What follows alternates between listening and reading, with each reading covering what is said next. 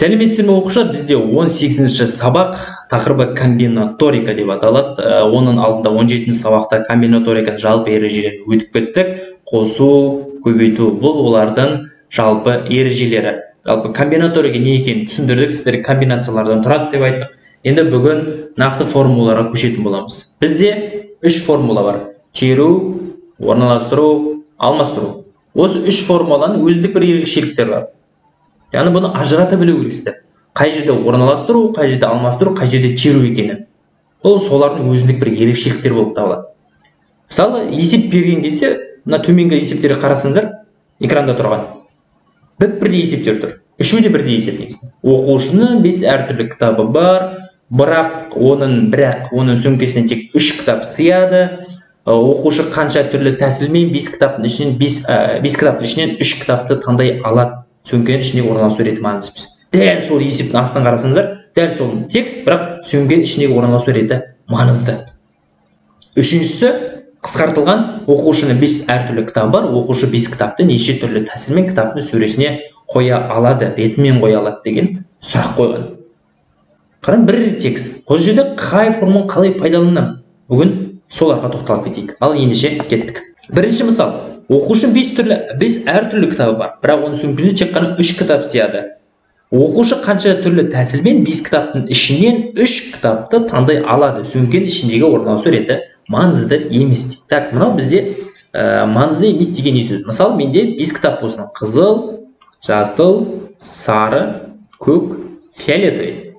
Енді қараңыздар. Мен аламда бірінші былай таңдаймын. Мына жерге көрсетейін сіздерге. Бірінші былай таңдаймын: қызыл, жасыл, сары деп 5 кітаптың ішінен 3 кітапты таңдаймын. Енді қараңыздар. Орналасу реті маңызды емес деген не сөз? Мен екінші рет жасыл, қызыл, сары деп таңдай алмаймын. Неге? Себебі қызыл бар, сары бар кетіп қалды, жасыл кетіп қалды. Бұл комбинация бізде не істейді? Саналмайды, өкінішке орай. Сен ол кітаптарды уже таңдап алдың ғой. Не істейсің ол кітаптарды қайтып орналасу реті басқаша болып, қайттан таңдап ала алмайсың уже. Орналасу реті ғана әртүрлі болып кетеді. А бізге орналасу реті маңызды. Қалай тұрғаны көрдің бе? Маңызды емес, қалай тұрғаны. Әйтеуір таңдап алсам болды. Енді қараңыздар. Мен манағы нелерді жазып қойайын. Кітаптарымда. Қызыл, жасыл, сары, көк, қара. Мен бірінші қызылдан бастайын, оңай болу үшін. Бірінші қызыл, жасыл, сары таңдап алдым. Екінші қызыл, жасыл, көк таңдап аламын. Үшінші қызыл, жасыл, фиолетовый таңдап аламын. Мына жерге неге? Қыдырып қойған екен. Фиолетовый бола берсін бізде. Шатасамыз қызылмен. Так, міне үшеуін таңдап алдым. Енді не істеймін? Төртінші бізде қызыл, сары, көк таңдап аламын. Бесінші қызыл, сары, фиолетовый таңдап аламын. Әрмен қарай, алтыншы не таңдап аламын? Қызыл, көк, фиолетовый деп таңдап аламын. Міне, мен қызылды әр қайсымен қойып шықты, міне, 6 түрлі шықты. Енді жетіншісін таңдаймын. Жасыл, сары, көк деп таңдап алайын. Сегізінші жасыл, сары, фиолетовый деп таңдап аламын. Тоғызыншысы бізде не болады? Жасыл, көк, фиолетовый болады. Енді мен 10-шы нені таңдаймын? Сары, көк, фиолетовый. Болды, менде 10 шығады. Енді қараңыз, мен 11-ші ретінде фиолетовый, мысалы, қызыл, жасыл десем, мынаны қара, F, QG міне. Ол бізде QG F-та бар уже. Мына үшіншісінде тұр, көрдің бе? Мына жерде тұр. Не істейсің оны қайта таңдап, егер сен орын ауысып кетті, болды, все. Не істейсің таңдап оны? Таңдамайсың, значит, ол бізде уже бар дейсің, оны алмайсың. Значит, сенде неше таңдау бар екен? 10 таңдау болады екен. Енді бұл есепті сіздер формуламен шығарсаңыздар болады. Ол кезде бізде теру формуласы келеді. Бірінші мысал, оқушының 5 түрлі кітап бар деп дәл жаңағы есеп, соны қалай терумен шығару керек? Үйретейін. Теру. Анықтамасы былай: берілген әртүрлі n элементтен k элемент бойынша қайталанбайтын терулер деп әрқайсы бір-бірінен тек элементтердің құрамы бойынша өзгеше болатын комбинацияларды айтады. Терулерде элементтердің орналасу реті маңызды емес. Қалай алсам да олай ал, әйтеуір ал дейді бізге. Теріп ал дейді. Енді қараңыздар, мына неде формула берген SNK тең болады n факториал, k факториал, n азайтылған k-ның факториалы. Енді бұл жерде не сіздерге түсініксіз болып тұр? Факториал деген, иә? Факториал дегеніміз не ол бізде? Факториал деген леп белгісімен белгіленеді. Мысалға деп, мысалы мен сразу көрсете салайын, анықтама айтпай қояйын. 2-ның факториалы деген сөз оған дейінгі сандардың көбейтіндісі. Түсінікті? 3-ның факториалы мысалға, 3-ның факториалы не болады? 1 көбейту 2 көбейту 3. 3-мен қоса алғанда 3-ке дейінгі сандардың көбейтіндісі. Бұның факториалы бізде 6-ға тең болады. Міне, факториал деген осы. Енді есебімізге көшейік, қараңыздар. Бізде 5 кітап бар, иә? 5 кітаптың ішінен 3 кітапты шығару керексіздер. Қалай? Қай санды қай жерге жазамын десеңіздер, төменгі сатыға үлкен санды жазасыздар, салыстырмалы түрде, үстіге салыстырмалы түрде кіші сан салыстырады. Енді 5 пен 3-ті салыстырған кезде үлкені 5, кішісі 3, сондықтан 5 астыға, 3 үстіге салынады. Тең болады. Так, n факториал. n-нің орнында не тұр бізде? 5 тұр. Яғни 5-тің факториалы есептеме қойын. Астында k-ның факториалы, k неге тең болып тұр? Бізге 3-ке тең болып тұр. 3-тің факториалы және жақшаның ішінде 5 азайтылған 2-нің, 5 азайтылған 3-тің факториалы тең болады. Енді факториалды жаңа түсіндіріп кеттім. Не деп айттық? Сол санды қоса алғанға оған дейінгі сандардың көбейтіндісі деп алдық. 5-ның факториалы 5-пен қоса алғандағы оның алдындағы сандардың көбейтіндісі. 3-ның факториалы 1 көбейту 2 көбейту 3. 5-тен 3-ті азайтсам жақшаның ішіндегі бірінші амалды орындаймын. 2 жақшаның сырттағы факториалды. Яғни 2-ның факториалы бізде 1 көбейту 2-ге тең. Қайдан шықты десеңдер, мен 5-тен 3-ті азайттым. Яғни n азайту k деген мына жерде формула тұр. Сол кезде мына жерден калькуляторды есептесеңдер болады, немесе 1-ден қысқарта салыңыздар. Қараңыздар, өте оңай. 1 2 3 пен 1 2 3 қысқарып кетеді. 1-ді есепке алмасаңдар да болады, 4 пен 2 қысқарып кетеді. 1 мына жерде 2. Тек қана бөлшектің алымында 2 көбейту 5 қалды. Значит, ол бізде 10-ға тең. Бөлшектің бөліміндегі санға тезудің қажеті жоқ. Ол аяқта 1. Кез келген санды 1-ге бөлсең, сол санын өзі қайтадан шығады. Сондықтан мен оларға алған жоқпын. Міне 10. Манағы есебімізде де 10 шыққан болатын. Дәл осы есепті формуламен шығаратын болсақ та, сол жауап шығады. Сонымен шеру бізде элементтердің орналасу реті маңызды болмайды. Әрмен қарайын. Екінші мысал. Оқу үшін 5 әртүрлі кітап бар. Дәл жаңағыдай текст мен сіздерге оқымақ қойып, бірақ шарты мынадай: сөмкенің ішіндегі орналасу реті маңызды. Бұл қалай болады екен? Маңызды. Ана біз айттық, мысалы кітапты алдық қой, 5 кітапты. 5 кітапты алған кезде қызыл, жасыл, сары болды. Енді келесі түс былай болады: жасыл, қызыл, сары. 3 түсті де айтты, бірақ 3 түсті де бірдей. Қызыл, жасыл, сары, жасыл, сары, қызыл. Немесе сары, жасыл, қызыл. Немесе қызыл, жасыл, сары. Өстіп айта берсеңдер болады. Яғни олардың орналасу реті маңызды. Сонымен біздер орналастыруды өтейік. Яғни маңызды болатын болса, қараңыздар. Берілген әртүрлі n элементтен, ана 5 кітаптан k элемент бойынша 3 кітапты қайталанбайтын орналастырулар деп әрқайсы бір-біріне не құрамындағы элементтермен, не элементтердің орналасу ретімен өзгеше болатын комбинацияларды айтады. Әртүрлі ретпен орналасқан бірдей элементтерден тұратын 2 комбинацияны әртүрлі 2 комбинация деп қарастырады. Әртүрлі ретпен орналасқан бірдей элементтерді, екеуі де кітап болып тұр да бізде, бірақ орналастырулары әртүрлі болады. Сондықтан оны 2 комбинация деп қарастырады. Енді жаңа факториал деген түсіндірдім, сіздерге түсіндірмей қояйын. Формуласын бізден жаттап алу керек біз. А, nk, n-нің орнына не жазамыз? Үлкен санды жазамыз, k-ның орнына кіші санды жазамыз. Тең болады. Не болады? Бізде n-нің факториалы 5-тің факториалы, бөлшектің бөлімінде тек қана 5 азайту 3-тің факториалы. Жақшаның ішіндегі амалды бірінші орындайсыздар. 5-тің факториалы 1 көбейту 2 көбейту 3 көбейту 4 көбейту 5. 5-тен 3-ті азайтсам 2, 2-нің факториалы 1 көбейту 2. Сол кезде 1 мен 2 қысқарып кетеді, 1 мен 2 қысқарып кетеді. 3, 4, 5. 4 5-ке бөлсең 20, 23-ке бөлсең 60. Яғни 60 түрлі таңдай алады. Ол бізде міне E нұсқасында. Егер де біздің орналасу ретіміз маңызды болса. Енді қараңдар, мана біз жазып түсіндірсек, 60 санды рет-ретмен былай орналаса мүмкін деп барлығын жазып шығу керек едік. Енді осындай формула болғандықтан біз оңай шығара салдық орналастыруларды. Енді үшінші бізде алмастыру деп аталады. Оқу үшін 5 әртүрлі кітабы бар. оқушы осы 5 кітапты қанша түрлі тәсілмен кітап сөресіне ретімен қоя алады дейді. Яғни бізде сөре бар, сөреде 5 орын бар. 5 кітап сияқты 5 орын бар. Көрейік мына жерде мысалы былай салып көрейін сіздерге. Сөреміз болсын. 5 кітап тұрады. Мына бірінші кітап тұрады, мына жерге екінші кітап, үшінші кітап, төртінші кітап және бесінші кітап тұрады. Бірінші, екінші, үшінші, төртінші, бесінші кітаптар тұрады осылай.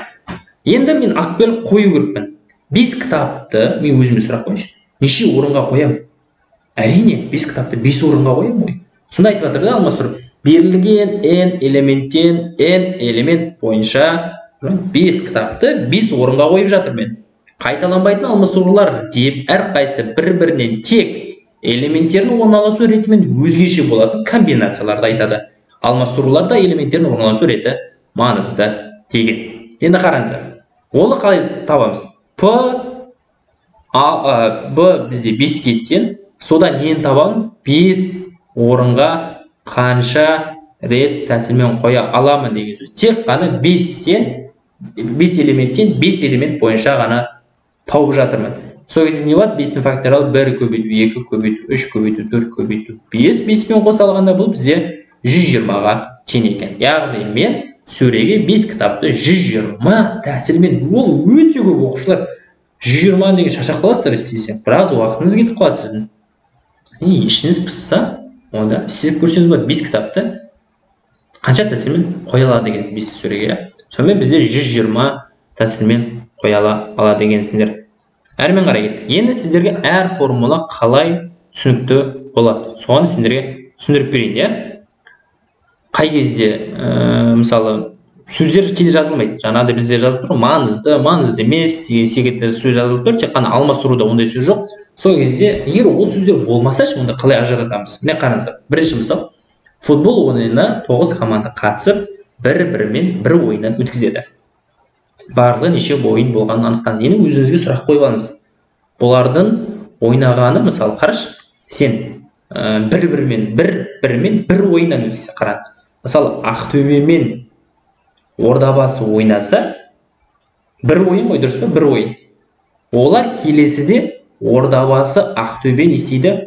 Ойнамайды деген сөз. Не үшін? Себебі олар ойнап кетті, бір ойын ойнап кетті. Потому что бір ойыннан өткізіп тұр.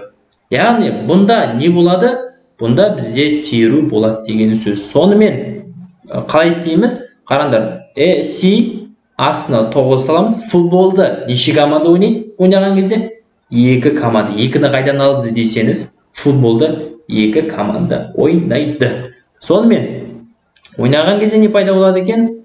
Мына жерде формуланы шарқ қояқ. Бізде СНК тең болады n-нің факториалы, k-нің факториалы және жақшаның ішінде n азайтылған k-нің факториалы. Сонымен енді кеттік, әрмен қарай.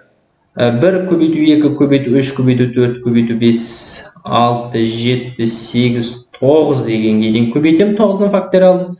Астына k-нің факториалы 2-нің факториалы 1 көбейту 2 және де 9 азайту 2. 7 шығады. 1 көбейту 2 көбейту 3 көбейту 4 көбейту 5 көбейту 6 көбейту 7. Сол кезде не істейді? 1, 2, 3, 4, 5, 6, 7 қысқарады. 1, 2, 3, 4, 5, 6, 7 қысқарады. Екеуі бір-бірімен. Мына жерде 8 бен 2 қысқарады. Ол 4-ке тең, 4-ті 9-ға көбейтсең, жауабы 36 ойын болады екен деген сөз. Қайдан білдік? Теорияда мен сіздерге айтып кеттім. Ол бір ойын өткізеді. Ақтөбе мен Ордабасы ойнаса, келесі ойын Ордабасы Ақтөбе ойнай алмайды. Уже олар бір ойын өткізіп тастады. Екінші мысал. Сыныпта оқушылар саны 30. Партаға 2 оқушыдан неше тәсілмен отыруға болатын табыңыз. Парта қалай отыру маңызды емес. Қараңыз. Мысалы, мына жерде парта болсын. 2-ақ орын бар. Мына жерде, сосын мына жерде. Қараңыз. Мына жерге Сәуле отырсын. Ал Сәуле деген есімді оқушылар болса, онда комментарияға жазып кетіңіздер. Құрбыларыңыз болса да жазып кетіңіз. Мына жерге Айсұлу отырсын. Сәуле мен Айсұлу отырды мына жерге. Қараңдар. Бір күні Сәуле келіп мына жерге отырса, екінші келіп мына жерге отыра ала ма? Алады. Айсұлу мына жерге отыра алады, мына жерге отыра алады. То есть бұлардың отыру маңызды емес. Қалай отырса да бәрі екеуі екіден отыру керек болды. Қалай отырса да бәрі. Әйтеуір сол партада сол 2 оқушы отырса болды. Уже мына жерде подсказка беріп қойған есепті. Маңызды емес. Маңызды емес сөз болса, ол неге бізге теруге жатады деген сөз. СНК, мына жерге n-нің факториалы, k-нің факториалы, n азайтылған k-ның факториалы деген сөз. Ал көрейік. S неше 30 оқушыдан партаға неше оқушы отырады? 2 оқушыны отырады. Содан 2-ні қайдан алдыңыз десе, мен партаға 2 оқушыны отырады. Сондықтан 2-ні алдым. Не болады мына жерден? 1 көбейту 2 көбейту 3 көбейту 4 5 мына жерде айналдырып жіберуге болмай ма? 8 сол секілді көбейтілген 28 көбейтілген 29 көбейтілген 30. Мына көп нүкте тастап кетті, себебі оның арасына көбейту 8 көбейту 9 10 11 12 13 14 15 16 17 18 19 20 деген секілділер бар. Мен оларды жазбай тастап кеттім, иә? Түсінікті бұлар. Астына k-ның факториалы 2-ның факториалы бізде 2-ге тең, жаттап алдым. Әрмен қарай 30-дан 2-ні азайтамын. 28 факториалы, яғни 1-ден бастап 28-ге дейінгі сандардың көбейтіндісі көбейту 27 көбейту 28 деп аяқталады. Тең болады. Сол кезде мына 1 2 3 4 5 6 7 8 9 28-ге дейінгі көбейтінді астындағы 1 2 3 4 5 6 7 8 9 10 11 12 13 14 15 16 17 28-ге дейінгі көбейтінділермен қысқарып кетеді. Сонда не қалды? 29 көбейту 30 бөлінген 2. Сол кезде мына 30 бен 2 қысқарады, мынада 15, мынадан 1 болады. Тек қана 29-ды 15-ке көбейте салсаңыздар болады. Ол бізде 435 шығады екен жауап. Міне Д нұсқасында екен. Міне осылай табасыздар, қалай теру десеңіздер. Үшінші мысал. 6 қарындаш пен 8 қаламсаптың ішінен 3 қарындаш пен 5 қаламсапты неше тәсілмен таңдап алуға болады дейді. Енді қараңыздаршы оқушылар, бұл жерде бәрібір ғой. 6 қарындаштың ішінен 3 қарындашты, 8 қаламсаптың ішінен 5 қаламсапты айтып таңдап ал деп жатыр да саған. Қалай таңдасаң да таңдап ал. Не істейік бізде? Қараңыздар. Теруді пайдаланамыз. 6 қарындаштан нешені алып шығамын? 3 қарындашты алып шығамын. Көп оқушылар былай қателеседі. S 8-ден 6 дейді да, S 5-тен 3 деп 2 жиынмен шығарады. Дұрыс, 2 жиынмен. Бірақ мынау бізде бір жиын емес. Бұл қаламсап пен қарындашты сен шатастырып жібердің. Сен қарындаштың ішінен, ойлаш, толып тұрған қарындаштың ішінен 8 қаламсапты ала аласың ба деген сұрақ келеді. Жалпы бір қаламсап болса да ала аласың ба? Қарындаштар тұрған кезде. Оның ішіне қарындаштың ішіне не шығады? Қарындаш қана шығады, сондықтан қарындаш пен қарындаш міне. Ары қарай қаламсап пен қаламсап. Так, мынаны бірін шешіп алайын. 6 мен 3. 3-ті қайдан алдыңыз десе, міне 3-тір 3 қарындаш, 6-ны қайдан десе, міне 6 қарындаш.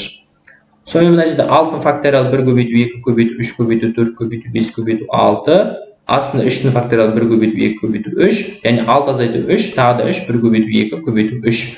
Сол кезде 1 2 3 пен 1 2 қысқарады, 1 2 3 пен 6 қысқарады, 4 пен 5, яғни 20 қарандаш тәсілмен таңдап алуға болады екен 3 қарандашты.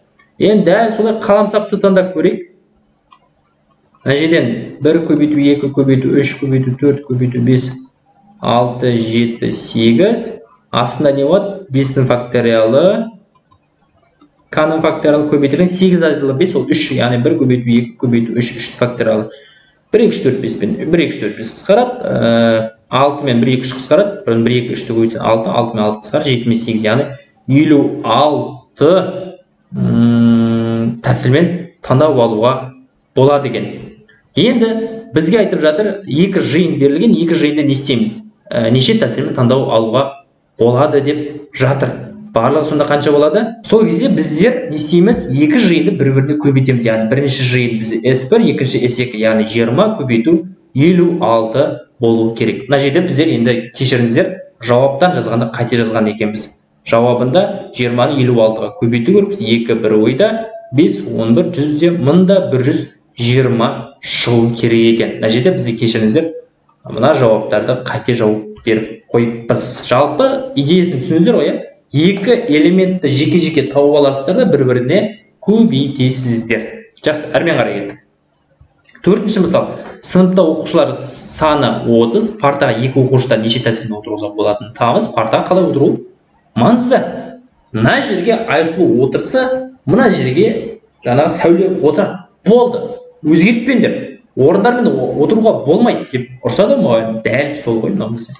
Сонда нені пайдаланамыз? Бізде A, N, K-ны пайдаланамыз. Яғни бізде орналастырулар, иә?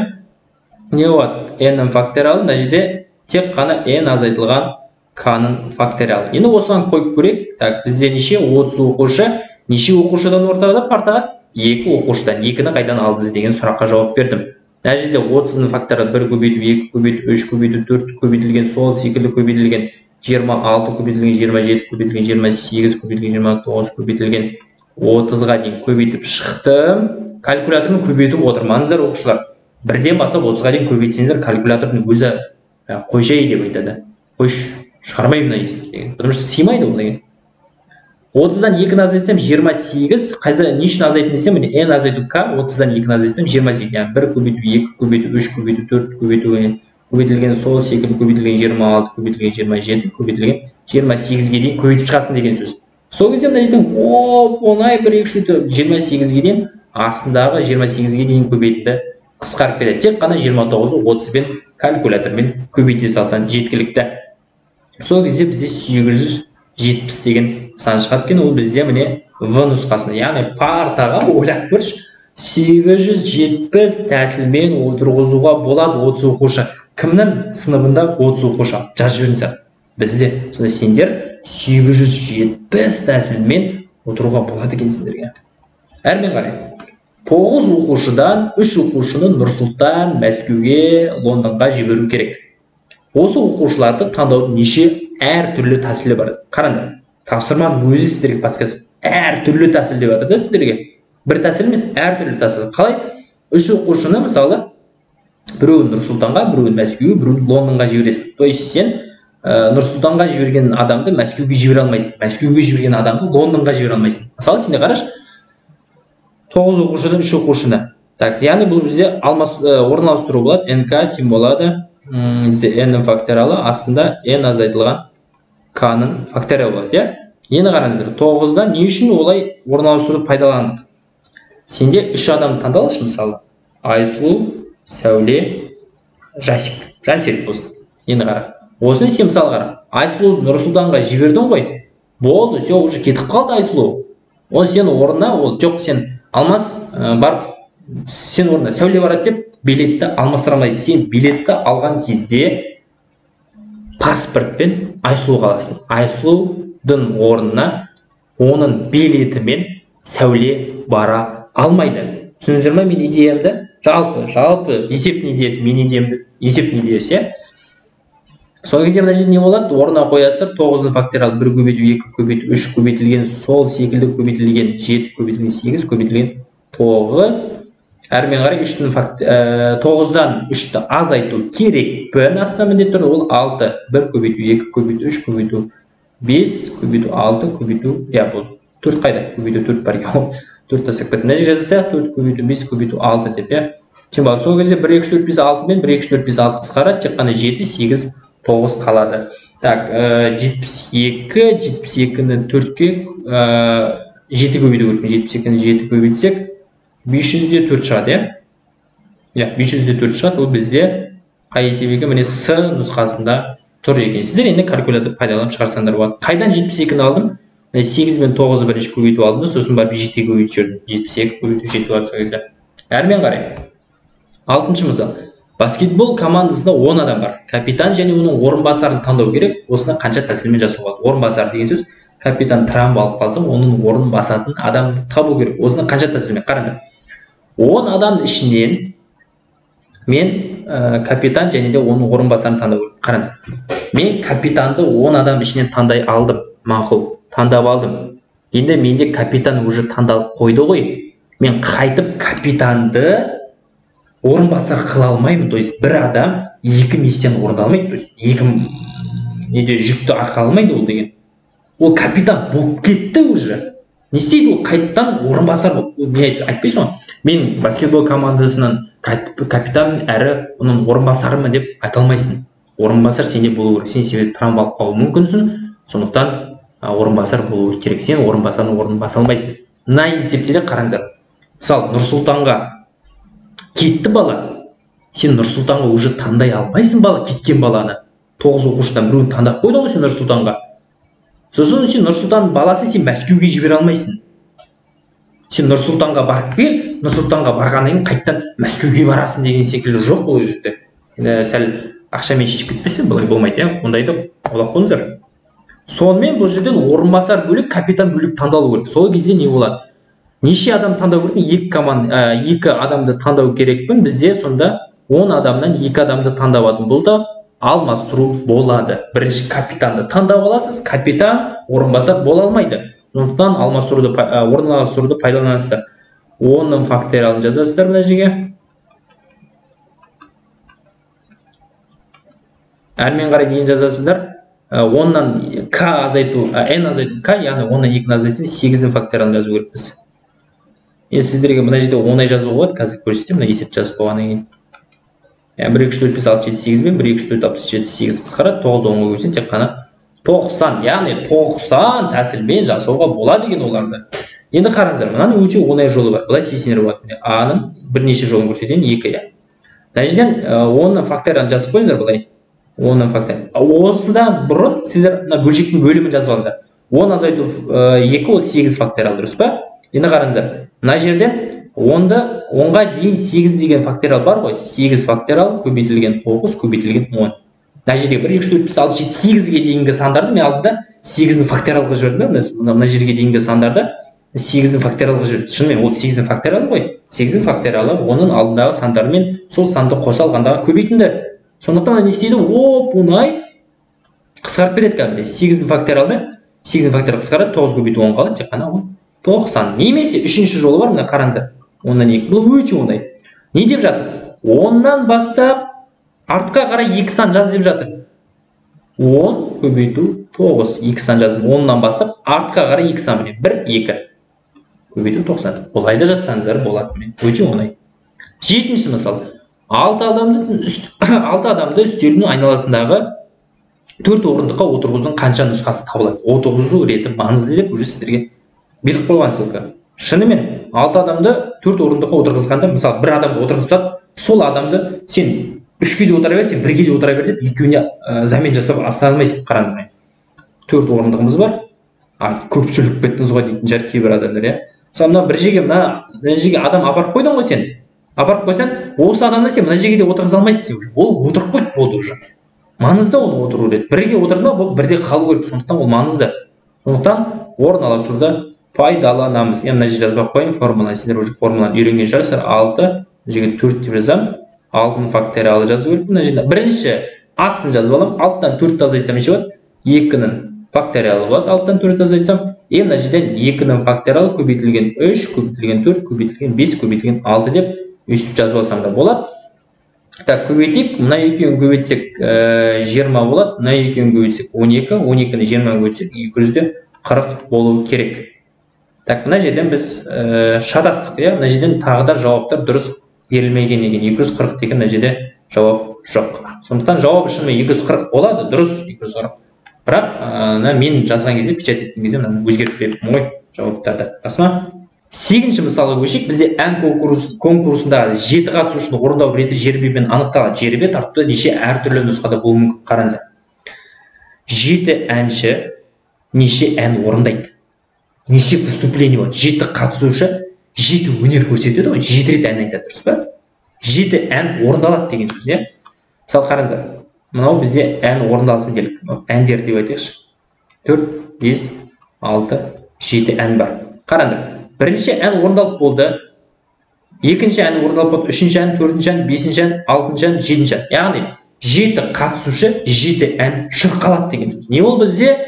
Бұл бізде алмастырулар. Яғни 7 қатысушы 7 ән айтады деген сөз. 7-ні факториалын табасыздар. 1 көбейту 2 көбейту 3 көбейту 4 көбейту 5 көбейту 6 көбейту 7. Сонда барлығын көбейтсеңдер қанша болады? Бізде 120, 720, 7 көбейтетін болсаңдар 5000-да 40 шығады екен. Яғни жауап бізде Д нұсқасында. Түсінікті болды ма? 7 әнші 7 ән орындайды. 7 әнші 3 ән орындамайды ғой. Орындау реті жеребемен анықталады. Ән конкурсында әрбір әншіге ән айтқызып тұрмайды. Ән конкурсында бір ән айтса болды, түсінікті уже.